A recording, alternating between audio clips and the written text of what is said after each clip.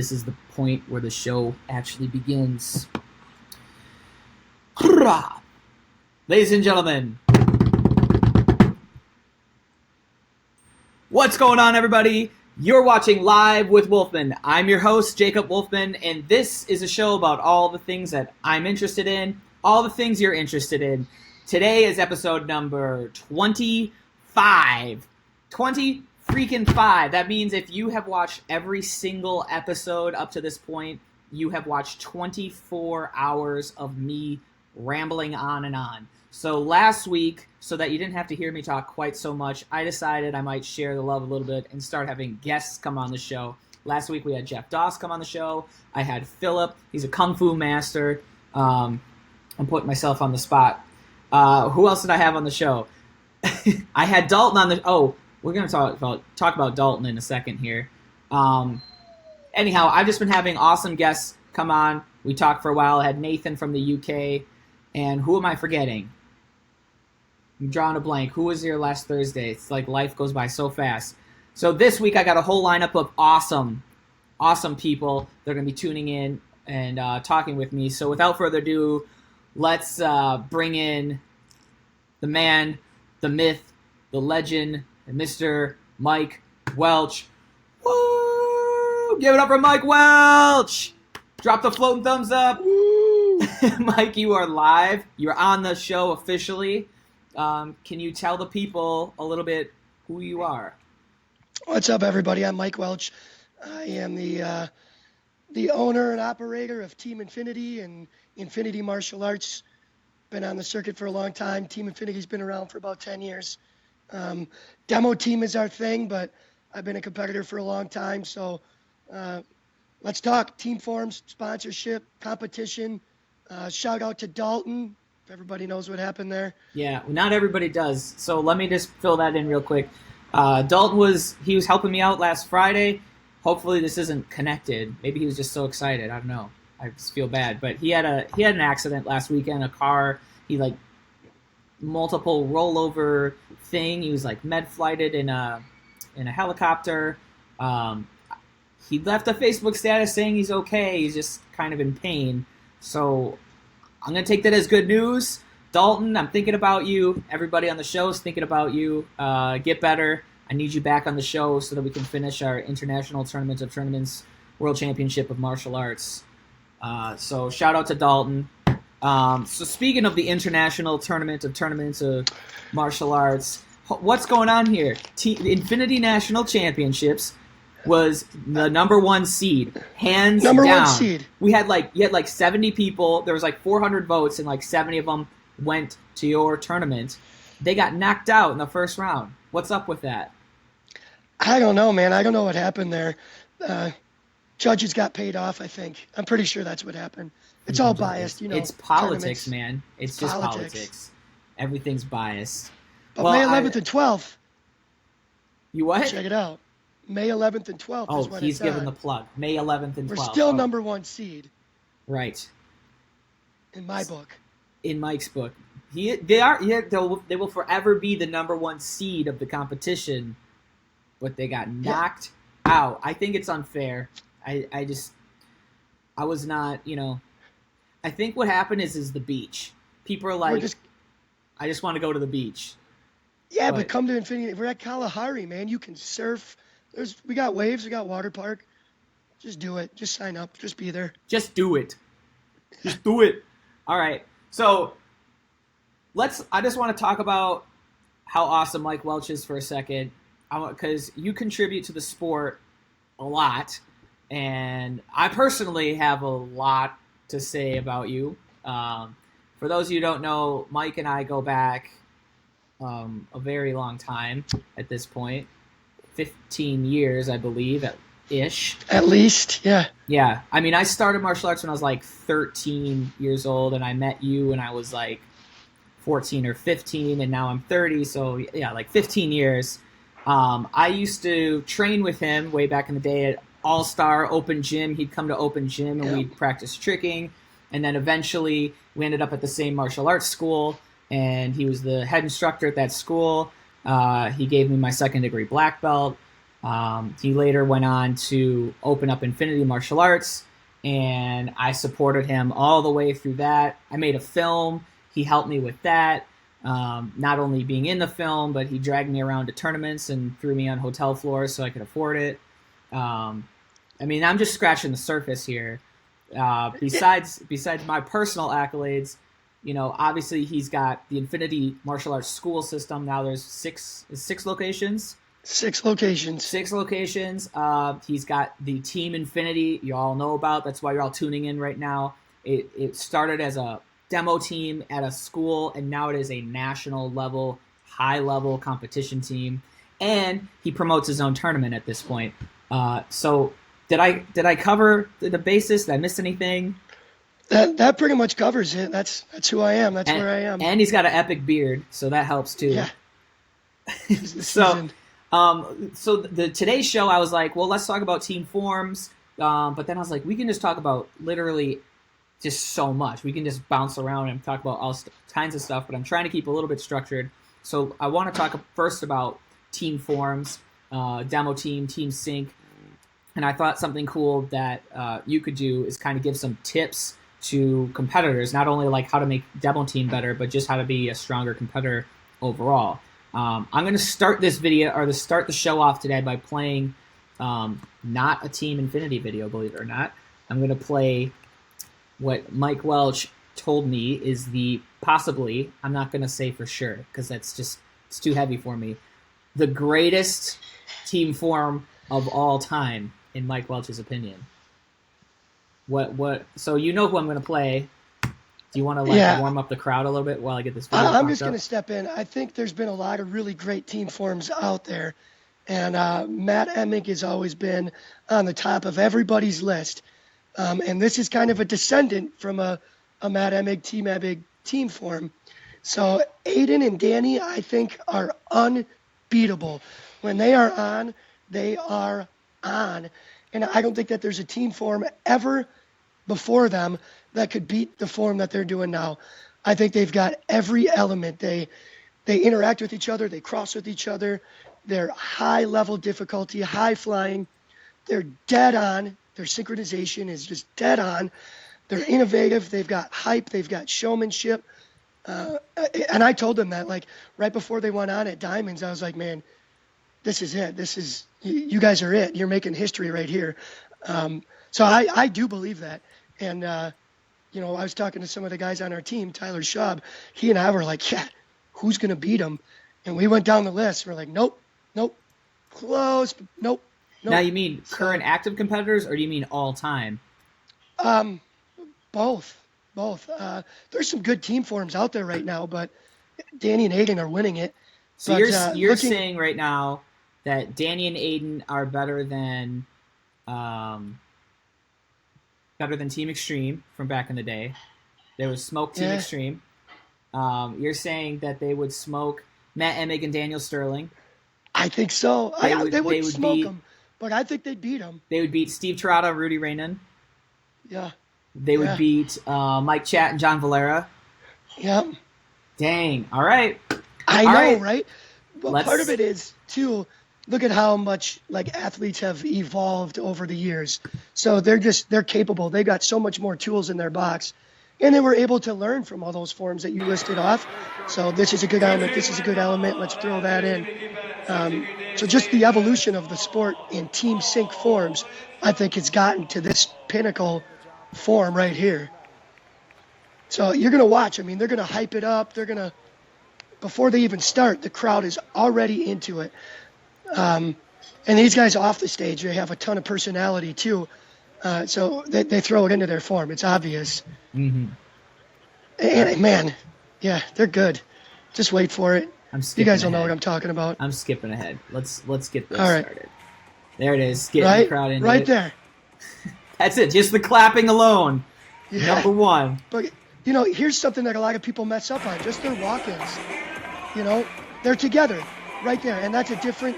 Instead of bow, chumbi stance or whatever, but everything is together. They don't skip a beat. They don't question where they're supposed to be. Boom.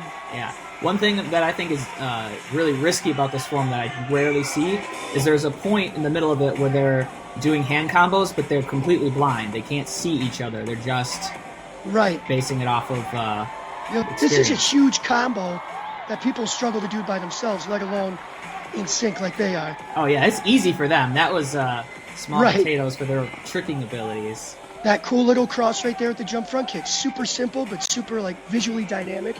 Interaction, like the fight scene right there. Boom.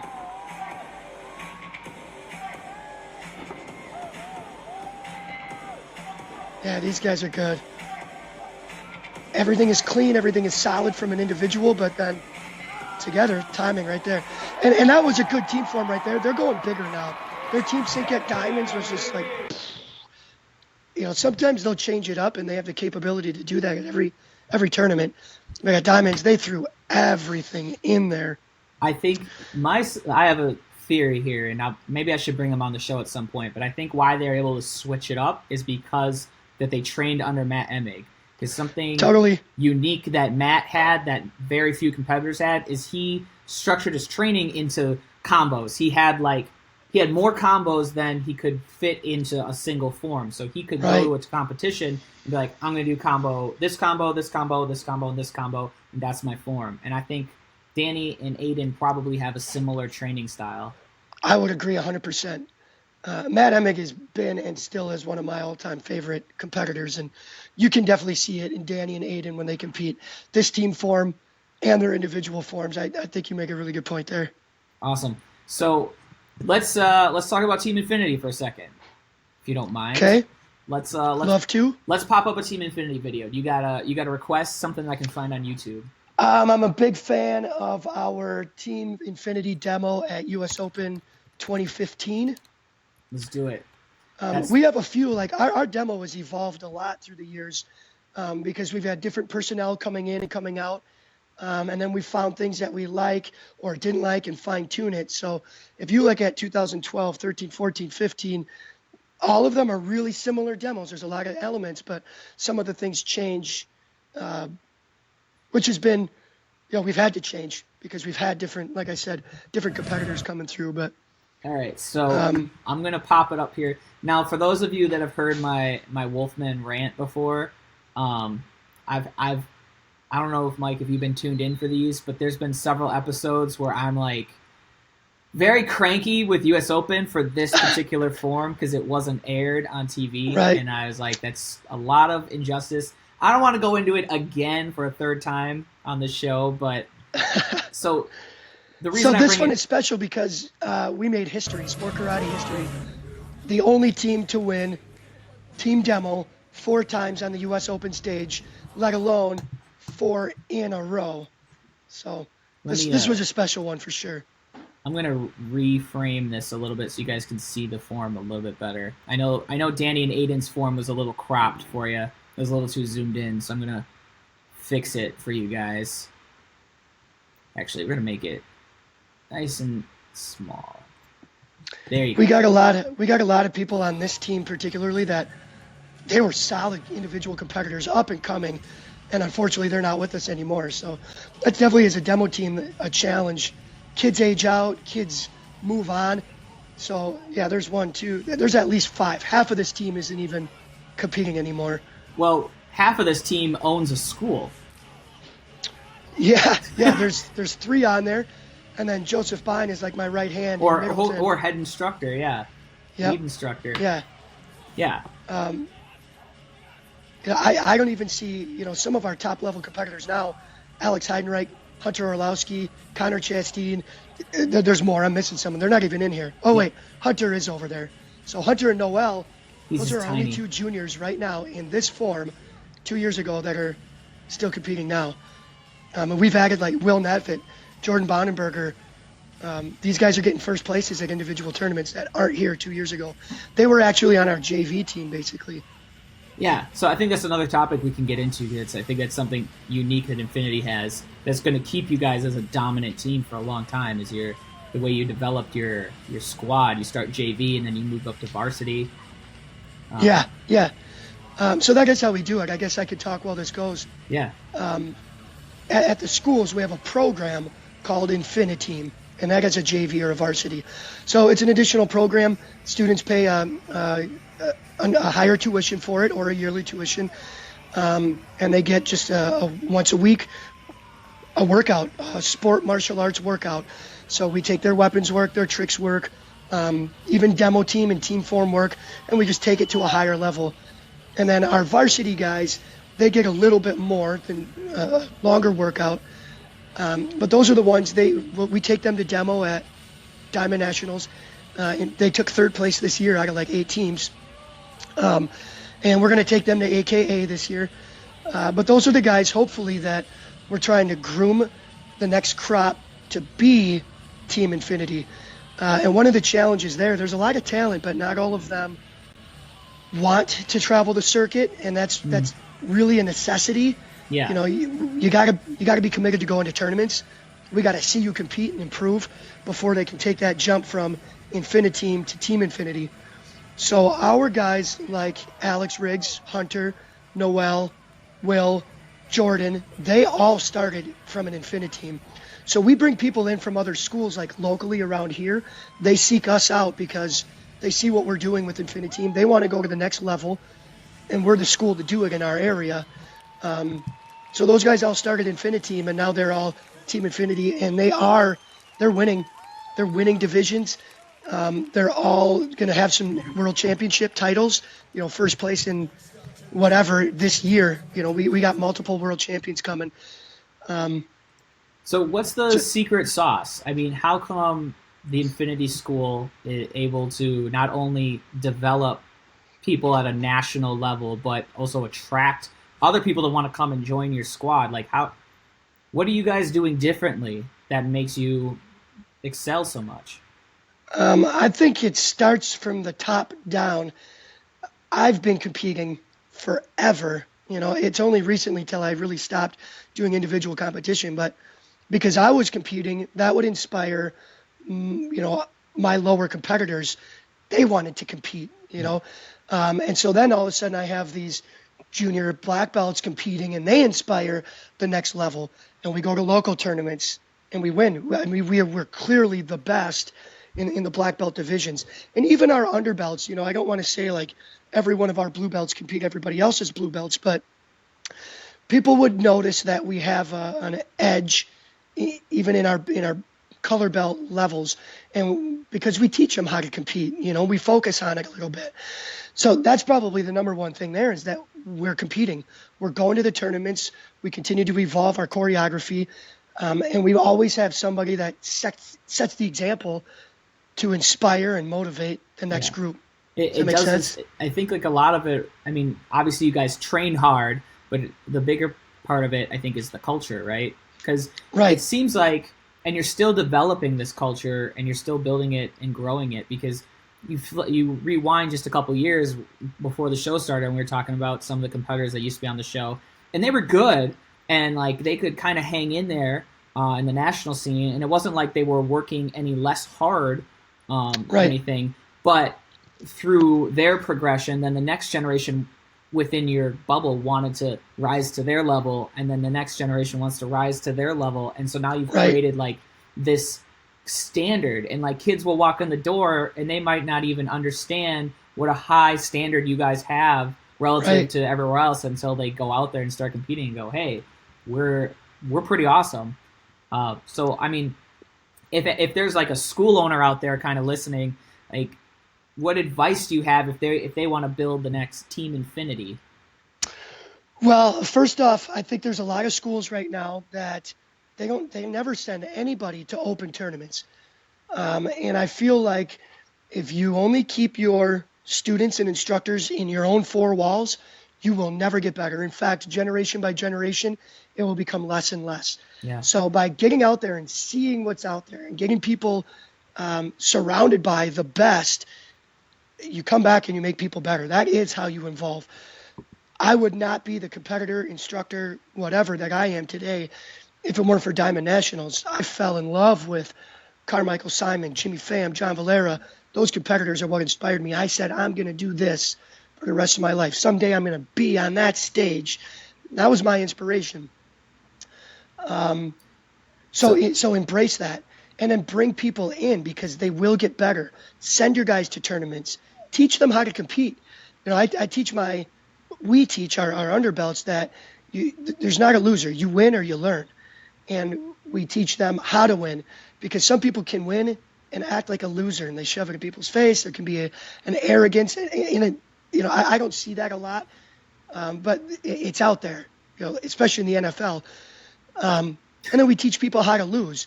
You can't start pointing blame. You can't blame it on the judges. You can't. Well, you can. Anybody can do that. Well, this person slipped or this person didn't do that. So instead of pointing blame, you lost. Well, what are you going to do about it? How are you going to get better? How are you going to take it to the next level? Are you going to prove to the judges what you're capable of? So teaching your students how to win, how to lose, how to compete will make competition a whole lot more fun. So I don't want to go too deep into like school bashing or anything, but it just perplexes. Well, it doesn't completely perplex me, but I see all the time schools they'll kind of they'll test the competition scene a little bit, but at some point they just kind of go, nah, not for us. No more competing.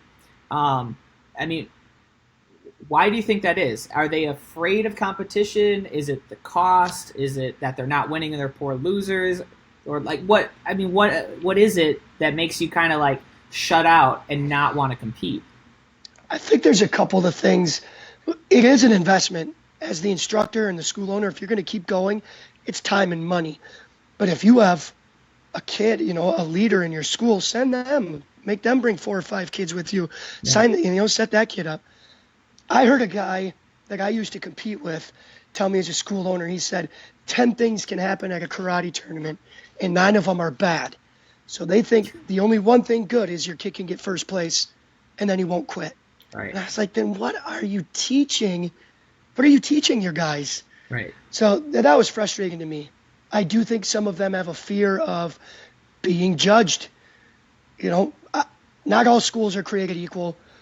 Not all instructors are created equal. And I know that.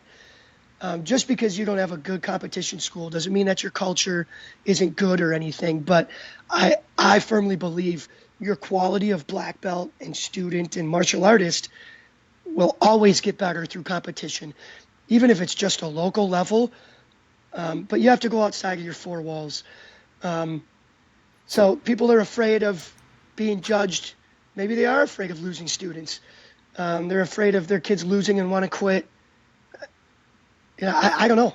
So they don't want to make the investment. One of the things you start off saying here is that like it's a big financial investment. So I kind of want to briefly touch upon the finances of your team because we talk about on the show the idea of sponsorship, how to get sponsored, and all those types of things, and we can talk about like what it takes to get sponsored on Infinity, which I know is not a very clear-cut answer, but in general, like from my understanding and what we were talking about before the show, there's really no financial gain from Team Infinity. You're like just emptying your pockets to keep this team afloat. I mean, is that accurate? Yeah. Can I come back to that for a second? Chrissy Boyer just said something. As a school owner, we've never had a positive experience at a tournament. Got tired of listening to parents complain. Parents get bored. Judges weren't dressed as George. So what she's saying right now is some of the events have to be better. So that's a really good point, too. Getting past some of the BS that does exist at tournaments. So finding good tournaments to go to can maybe change that perspective. And us as tournament promoters and competitors, how can we do a better job to make sure to get more people to grow the sport so that we don't get this parents complaining about judges or lack thereof, tournaments running late, poor, whatever it is. We don't have that problem at the Infinity National Championships. Of course Just wanted to throw that out there. No, Infinity, like I've talked enough about Infinity. Infinity does a lot of things right, and I think even though you're not like the biggest tournament in the United States, right, the big tournaments should be tuning in and seeing what you guys are doing. But sometimes I feel like the national tournaments, I don't know if they don't care. They're set in their ways. or what it is, but like the lack of growth and the lack of innovation that I see on some Hmm. of these high level tournaments is just it's really frustrating. I go to these things, I'm like, well, this is the same thing as Yeah, 15 years ago, but I live like it's 2017. We live in a completely different world, but yet this world hasn't moved on. I think part of some of them are like, well, people are still coming. Why do we got to change? I Our, did go to a couple events this year, and I'll give these guys a shout out. Promac is doing some really good things, and they're just scratching the surface. I've talked to a few of the guys, like Greg Ruth, Joey Perry, Richard Osborne, and I can hear it in their passion and their excitement what's coming for the Promac tournaments. And the Presleys, they just ran a Promac tournament. We went down there, and it was good. I was very pleased with it. And I think those are good tournaments to send under belts and black belts. Sometimes it's hard to send your black belts to send our Infiniteam to travel the national circuit on NASCA. They don't stand a chance. But something like a Promac tournament, it's only a matter of time before those competitors continue to get better and better. why don't But they stand a that's chance? because they can't compete against the Dannys, the Aidens, Okay, okay. Noel Jellison. My Just guys, my Team Infinity guys, and my Infiniteam guys. They're at a different level, yeah, so that can turn them off. It's just that's the fact. NASCA has single A and double A, but I think I don't know what the solution is, but that can turn people off. My point was Promac is changing some things with their certification of judges, their professionalism is from the tournament. At our tournament, we really try to make it an event, not just a tournament, so that people can have a good time, win or lose. So, anyways, I don't know if I'm getting off track here. no, I mean, so you're breaking down some of the reasons why you know tournaments. Some of the things tournaments can be doing better, and one of the things I heard you Yeah, say is like they have certified judges, which is something I think a lot of competitions are lacking. It's just like random kung fu school watching your taekwondo form and they're like, what do you know? Or sometimes I'll see parents as judges and it's just like, what, right, this is chaos. right. They're volunteers, they don't have any credentials, they don't know what they're doing. Depends on their mood. So I think Yeah, judging certification is definitely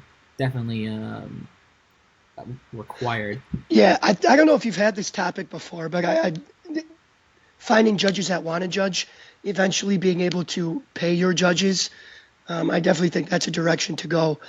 But some of the big national ones, again, I don't think they change because the big names and the big competitors are still coming. Um, I don't know. Well, anyhow, Underbelts are the future, though. yeah. So let's take it back instead of talking about the promoters. Let's focus more on like the kid that's coming up. He wants to train. He wants to be part of a team. Um, let's say he's one of the.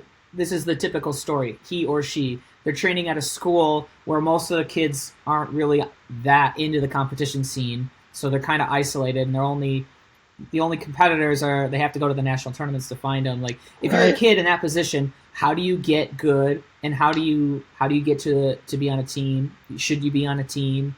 What advice do you have for that kid? So the biggest thing is you have to surround yourself in that environment with top level competitors. So you get some private lessons and enroll in some summer camps and winter camps. That's one of the biggest things right there.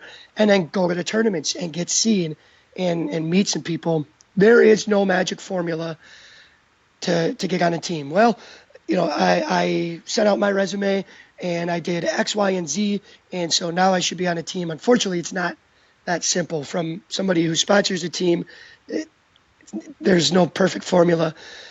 Taking a step back, those guys, like you said, you have a competitor who's good and wants more, but their school doesn't do it. That's definitely how we found some of our guys on Team Infinity that now train in our four walls.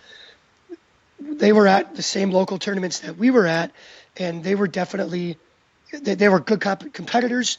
They were up and coming, but they were stuck to take it to the next level. They approached us. We approached them, whatever it was. Hey, come to our camp. You're so good. Come to my camp. I know we can work with you. And then they got into our program, our Infinity program. So they're once a week, they're a couple hours, 3 hours, whatever.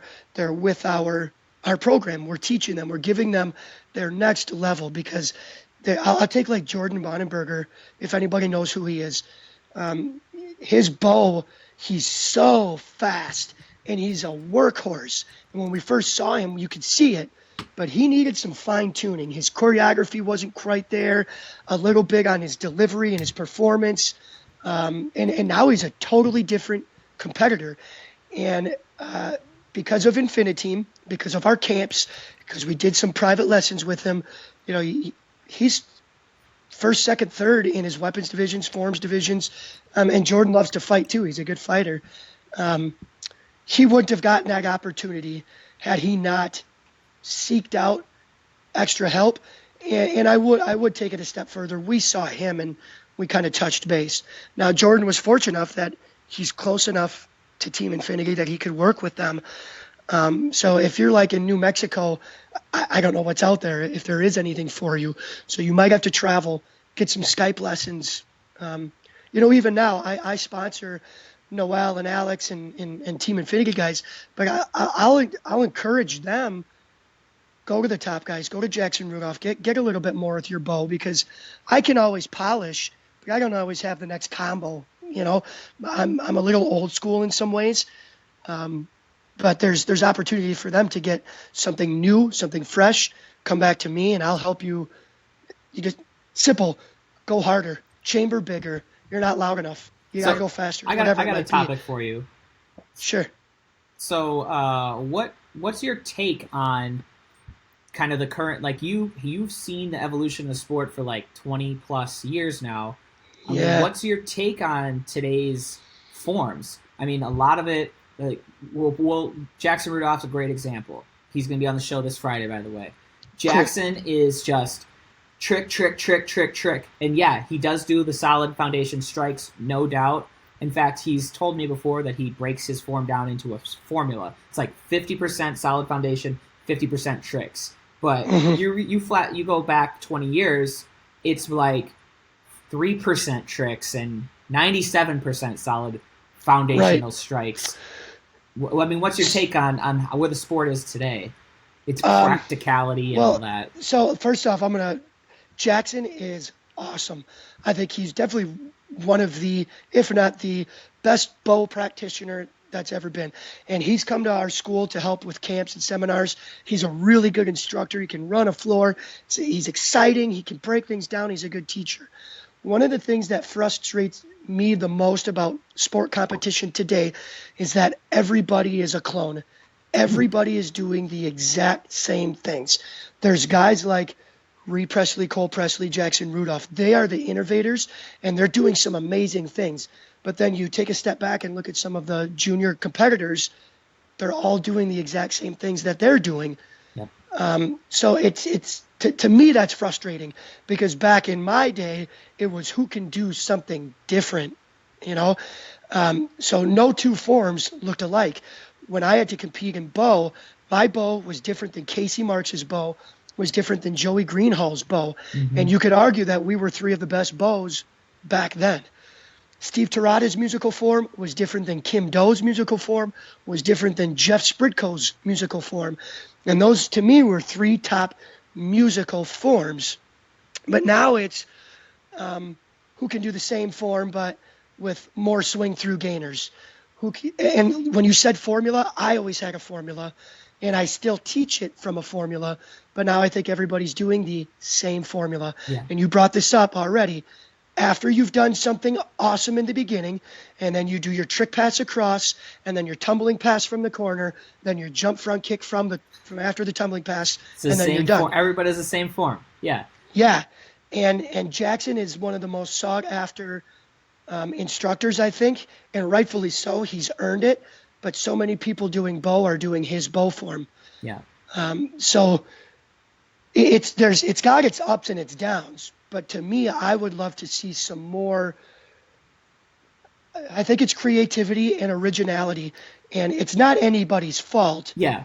But that's how it's evolved right now. So I have a basic philosophy. I've said it on the show a number of times, but don't hate the player, hate the game. You Yes. got to do what you got to do to win. So if everybody is copying everybody, Right. I'm not competing. So I'm not really there. Like I can only witness from what I see. But it seems Mm-hmm. like whatever the mentality is for competitors, they're like, I just got to do whatever the top person is doing. And Yep. but I feel And then like I what should win. happens is you can't ever surpass people when you have that mentality, because all you can do is just get as good as them. Right. You're not gonna go past them if you're not willing to innovate past them. And Right. I agree with you. I just wish that the kids, adults, whoever, competitors today would be a little bit more risk taking, as far as not throwing crazier tricks necessarily, but moving in different ways and thinking about the form in Right. different ways. I Yeah. think the sometimes I think like people think that forms have to be that way. Like I think they think like the rule book says you must have a tumble pass from the corner and followed by a Right. pop front kick. Right. Like See, I still use that tumbling pass, but only from the basic level. You gotta know how to do a flash kick. It's one of those staples, and when you can do that, here's where your flash kick goes. But once you've got a bunch of other tools, get rid of it. yeah, Get rid of the tumbling pass. I'm with you on that. I'll take a look at the men's forms. Guys like Jacob Pinto and like Tyler Weaver, they're on top, but they're still kind of running that formula. mm-hmm. And then you get Team AKA just did the musical form with the Iron Man.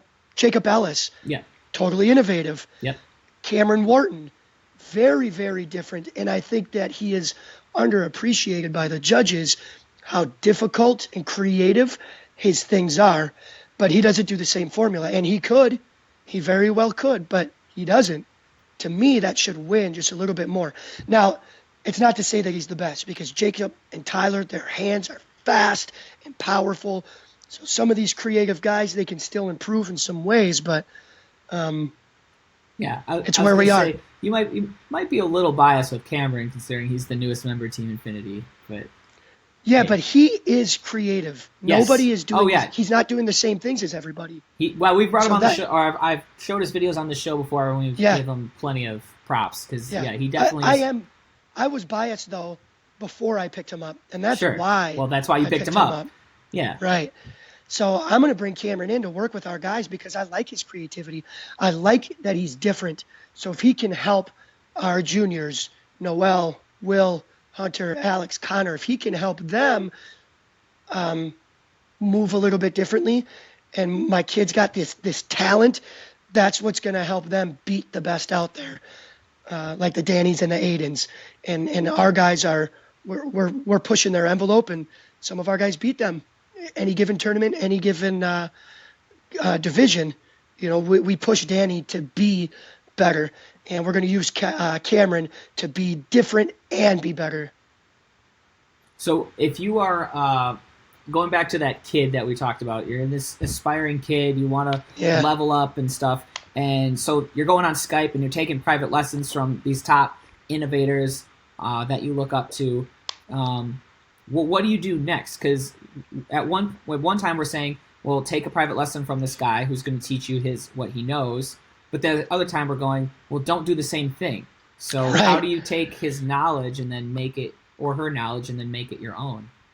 Right. So, like I said, get involved, be involved. So if you work with somebody on private lessons, maybe don't go to their camp, go to a different camp. You have to go to tournaments and be seen and improve and get scored. So as a school owner, I'm not sure where I'm going with this, but as a school owner, send your kids to different places and bring it back. As a competitor, the young competitor, you got to mimic them, but then work with somebody else and see what they have to offer. And that's how I guess you would evolve in your own thing. So like I said before, I'll take the formula. Once a kid can do a flash kick, you're going to do a flash kick in your form. It's going to go from the corner until you evolve a little bit more. Now it's time to change. What else can you do? And let's make it a little bit different. If everybody's doing the same moves as Jackson, okay, get really good at that form. But now, how are you going to change it up? Right. Maybe go work with somebody else. Watch some videos from the past, things that were winning, and you will always find something that it's so good even today. Nobody's doing it again. Implement that. Move differently. I think that's the place to go. I think But it's hard. Go ahead. I think a reoccurring theme you'll find on this show, just the fact that, I've watched this tournament scene for a long time, and a lot of people that view the show have been following the sport for a long time, is we'll play the old school forms, the guys that aren't competing anymore, because there are so many awesome things that have happened throughout the history of the sport that are gone. They just aren't seen anymore. And if people took elements of those things and brought it back, they could really excel past everybody. It's like, something as simple as when I had Jeff Doss last week, just talking about the kicks. Like, the kicks are gone. Where did they go? The machine kicks. Why don't those happen anymore? Yeah, I don't know. One thing that I'm seeing, and this could be a whole nother topic, in traditional bow, which isn't traditional at all anymore, I am seeing people bring back like some of the old Mike Bernardo moves. So there's a hint of it in some places there. But you're absolutely right. As far as Team Infinity and my four walls, me and like one or two other people can actually throw a side kick anymore. And I'm an old man. I can't the rest of you guys side kick. Now, some of that falls on me to make them better. But, there's a kid on Competitive Edge, PJ, and I cannot think of his last name offhand. But that kid continues to get better and better and better. And right now he moves a lot like the Competitive Edge coaches. And I think he's at a level now. Wait till he gets different, and holy cow, there is your next Jackson Rudolph. I think, just coming people to mind. If somebody like him or his coaches check out these videos, find me 3 or 4 things that are different that you're not doing. P.S. Striking counts. Stances count. Yeah. Not that they don't have those things, but that's opportunity to get creative. So I have a weird theory that kind of bubbled up through other discussions on this show before, and it's that some people are moving away from, they're almost afraid, I don't want to say afraid, but it's kind of like they're afraid to do traditional techniques, hardcore basics in their form, because the judges don't know tricking. They don't know what's good, what's bad, so all they see is you going in the air, flying around, and they give you points for it. They go, wow. But if you're going to do a side kick that is lower skill, they know all the intricacies of how that side kick ought to look, and if you can't do it properly, they'll lower your points. So in some ways, it's actually a risk. Risky to do martial arts in a martial arts form, which I think is like, it's bizarre. Do you think there's any validity to that? Or do you think that, have you ever thought of that? No, I agree. But even if you have a super amazing sidekick, I also don't think you will get anything for it today.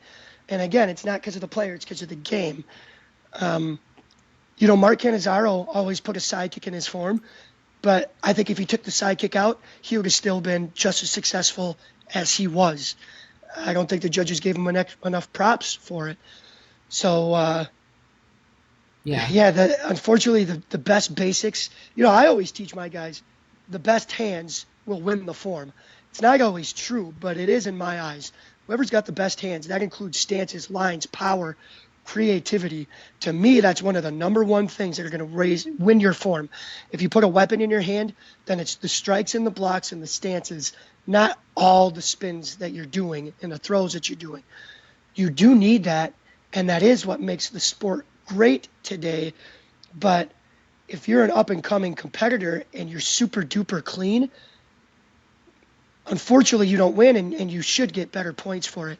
There's a kid on one of the Junri teams, and again, I can't remember his name, but he's super old school and probably the cleanest kid in his division.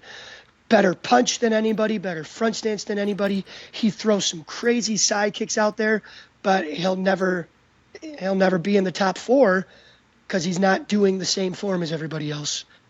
I didn't even know there was a Team Junri anymore.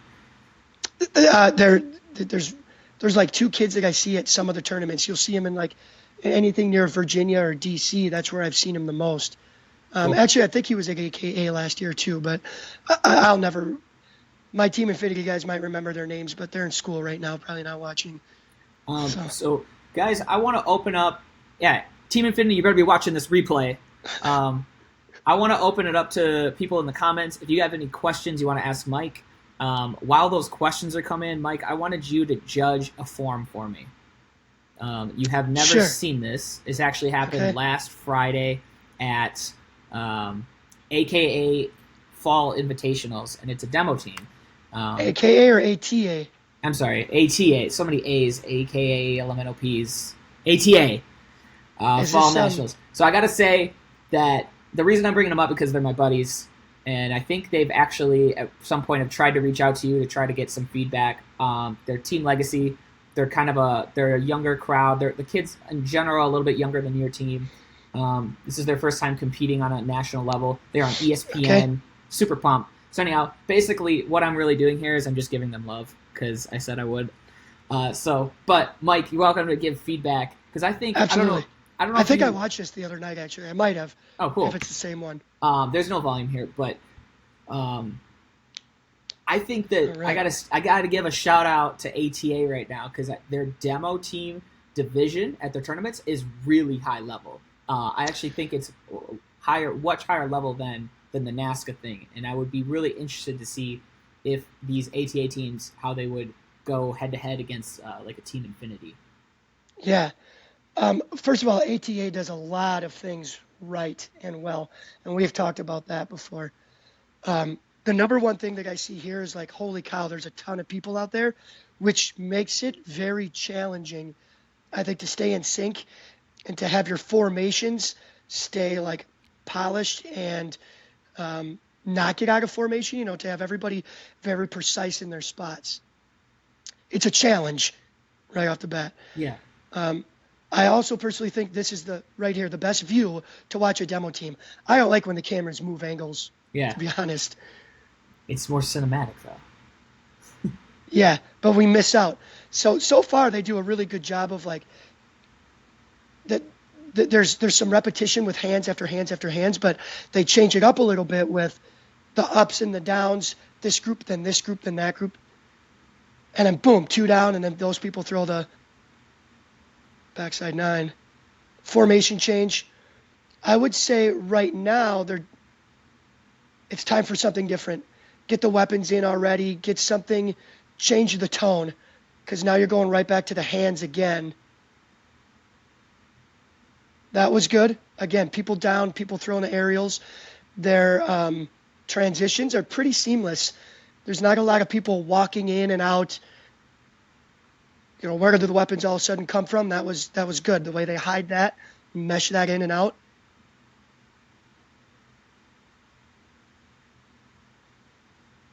To me, this is good. There's a little less going on the stage, so it's clean. The picture is strong.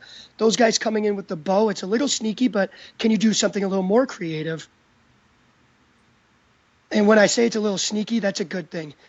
If you don't notice people leaving the stage or people coming into the stage, to me, that's clutch to take demo a little bit higher, because anybody can stop. One group walks out, next group walks in. Anybody can stop and do that. So disguising or being creative with your transitions. I hope you demo teams are taking notes.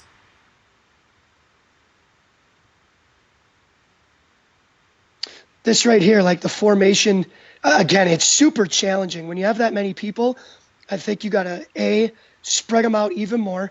They got a huge stage, which NASCA doesn't have a stage this big. Yeah. So I think their formation, you could put people on the edges a little bit more. I think straighter lines when you have this many people helps be cleaner, tighter. And with this many people, I would take a page out of breakdancing groups and cheerleading groups. Don't do what they do, but look how they do it. So that's where I've gotten some inspiration on things in the past. Awesome. Oh yeah, overall, that's a good form. There's a big challenge when you have a range of talent or capability from all of your competitors.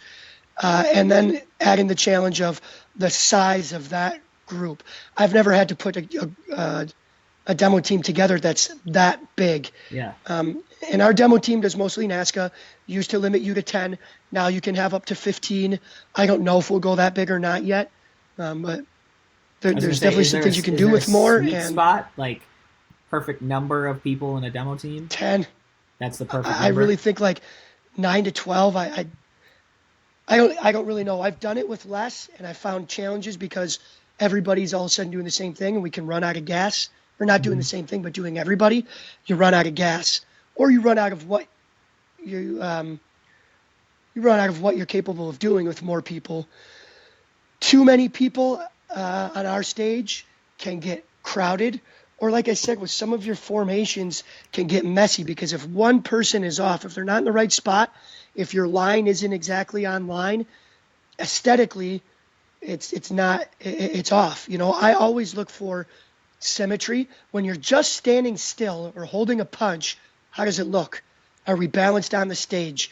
Is it clean, or is it like everybody's just randomly standing in a place? You never want that. So what do your formations look like?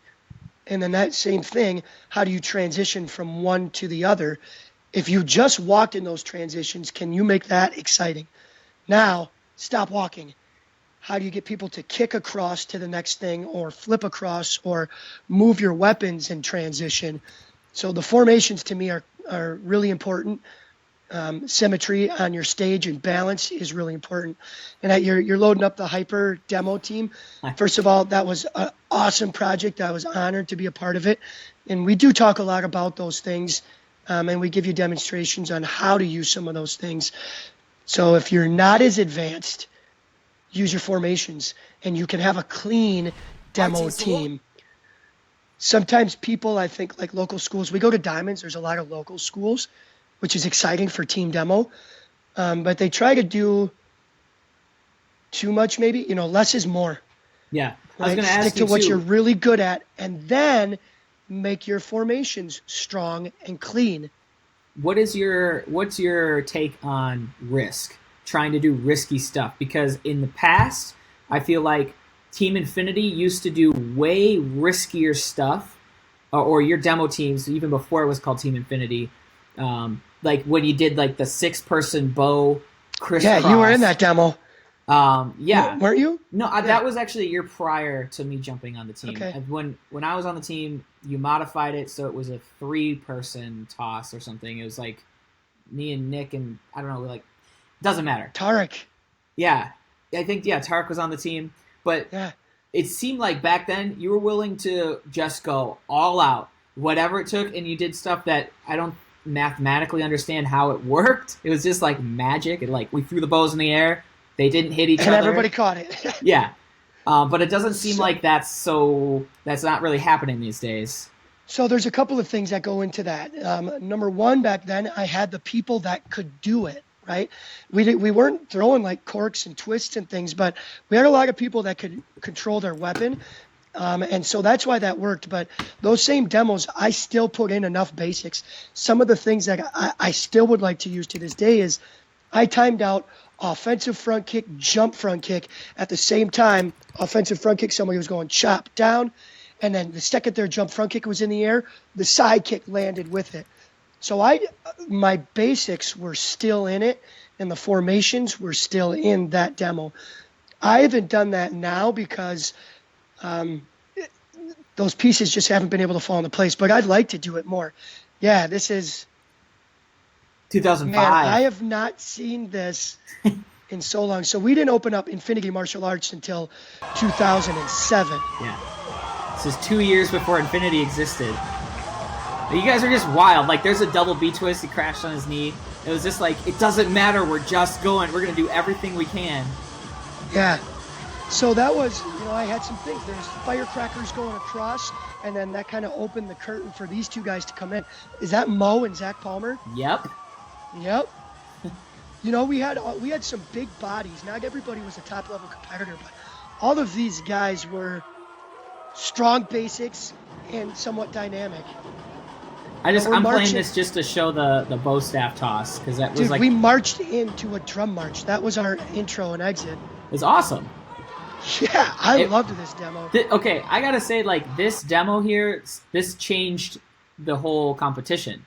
Dude, I wish we could have competed on a national level. I think this is one of my favorite choreography things. The one before and the one after it was really good too. This is the primordial soup of what exists today. It's because of these demos back then that were butterfly kicks. Simple, but the way that we crossed. Yeah, I'm gonna go back to this. I'm gonna go back and watch this. Oh, that was a 3-person. There you go. Yep. So the other year we had 3 people in the middle. There it is. Boom. See, that doesn't seem possible. It seems super dangerous. One more time. 6 bow staffs. Just that shouldn't work either. Yeah, some of the tournaments we gotta deal with what the stage we have. All right, I'm gonna end the live feed today. Oh, sorry. That demo's good too because nobody is walking in and out. There wasn't a single seam where people came to attention stance, turned and walked away. Yeah, it just keeps flowing one after the next. Yeah. Yeah, and like I said, I think this is what changed. You see this high level of choreography a lot more in demos today, but you didn't see any flip. There's not a lot of flipping there. Side kick. Oh, here's a flip. Yeah, there were not a lot. There definitely were not a lot. All right, I'm gonna end it today with the last time Mike Welch and I were on the same team. This is 2006. This is just some chopped up thing. This is just a history lesson for everybody watching the show. It's Casey Rose. God. Yeah. Anna Lindsay. Yeah. What was the show that Anna and Aaron used to do? Mad Tricks. Mad Tricks. Jenny Woppert. Jeff Spritko. Jeff actually, there he is. There I am. Jeff actually did the music for this demo. It's hilarious. See if you guys can spot the Wolfman. I wish that, again, like what you're saying before, just the front angle. I wish we had a video of that, but this is like a chopped up, cool edit. Which sucks. So here's a girl. She was a student. She's a brown belt. She can't really flip and do things. Anna was only a red belt, but I could use their basics. I knew what they were good at, so I could put them in teams and in groups, and then I could put my high flyers out there to, there's the big stuff, but we had those other bodies to fill the stage and be clean and be strong. That throw's coming up. 3 in the middle and then 4 over them is what's going to happen. Horse stance, you see that? Horse stance, I've heard of those. Yeah. My one flip. Is that you? Yeah. Yeah. I was freaking out because I am not that great at flips. I was like, I can do this. Just one flip, that's all I need. They can show that throw. I know. There's a lot that's missing, like how they edited this. They missed the whole part where Nick and I go crazy with our chucks, which was my best part of the whole demo. There's Jake the Wolfman. Beating up a little kid. I'm fighting someone 1/3 my size. Casey Rose. Was that Casey? And there's Tarek Akvik right behind you. Yep, there's Tarek.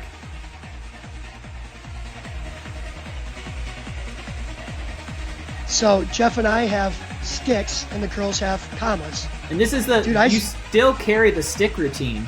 I still use a lot of these elements. I've just found things that have worked for me and found different ways to rearrange them or upgrade them.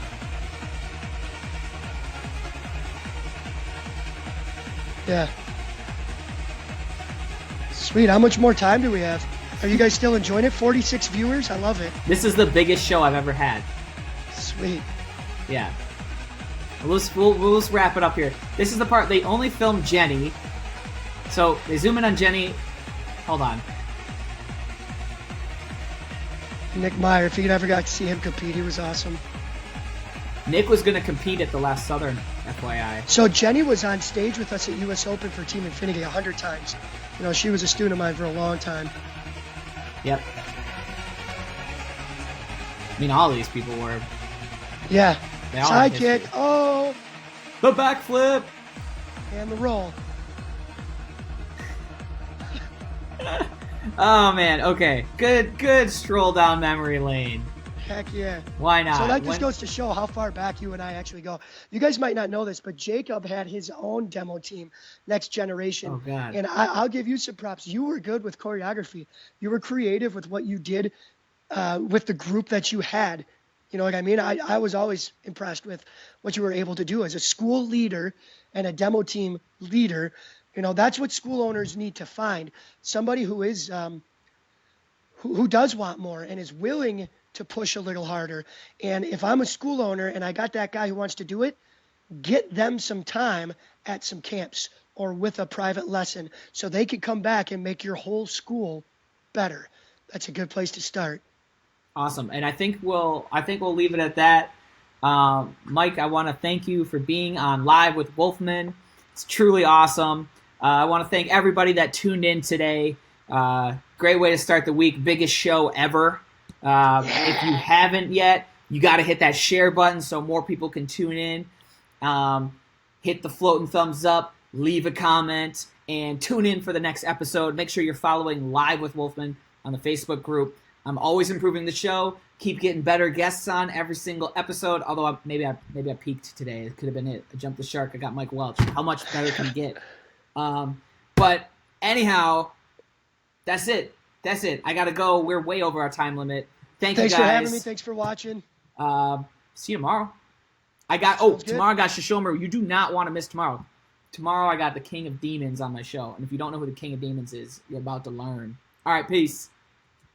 Deuces.